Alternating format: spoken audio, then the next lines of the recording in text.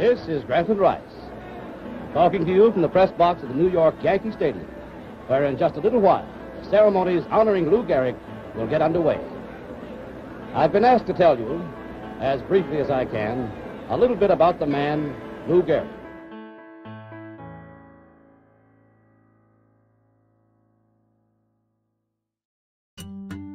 The funeral of Miller Huggins, the Yankees manager from 1918 until his sudden death in September 1929, was at the Church of the Transfiguration.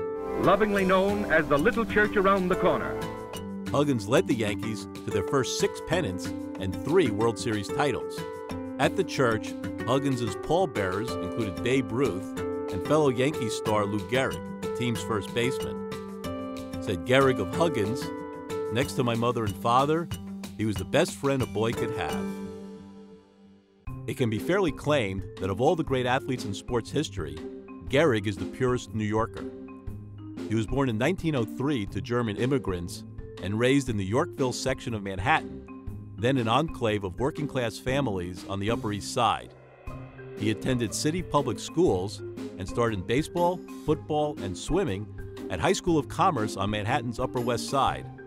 Commerce won New York's public school baseball championship in Gehrig's senior year. In 1921, Gehrig went to Columbia and not only pitched and played first base for the baseball team, but also played fullback for the football team. On the diamond, his hitting was so impressive that the Yankees signed him, throwing in a then-giant $1,500 bonus.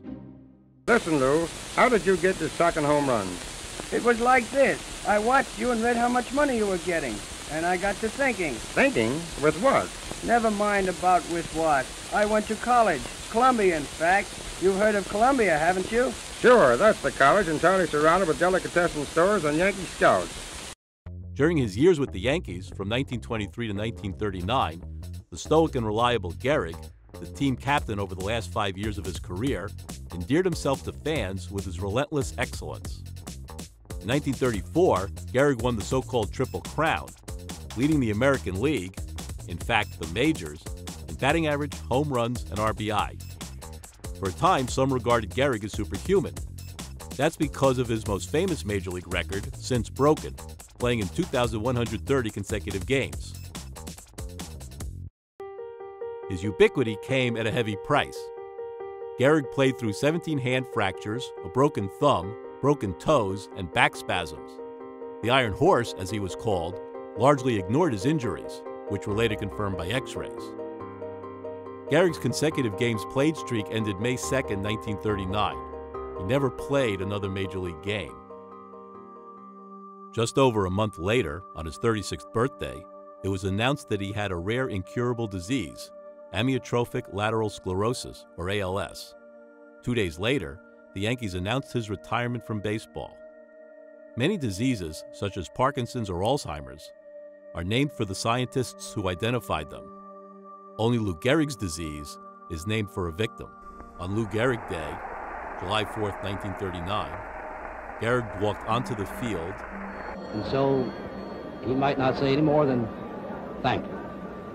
But if he says it in his own way, it'll be a better speech than I could write for him if I had 10 fingers in each hand. And stood alongside his 1927 and 1939 teammates and spoke words that have endured. For the past 2 weeks, you've been reading about a bad brag.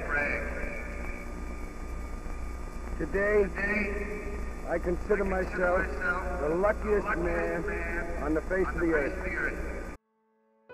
Less than 2 years later, 17 days shy of his 38th birthday, Gehrig died. Lou Gehrig left a far-reaching legacy. When the Yankees announced that no Yankee would ever wear Gehrig's jersey, number 4, it was the first time a professional sports team's uniform number had been removed from circulation. Because the Yankees did not begin using numbers on their uniforms regularly until 1929, after Gehrig was already with the team, the cleanup hitter, that's why he was assigned number 4, will always be the only player in team history to wear that number.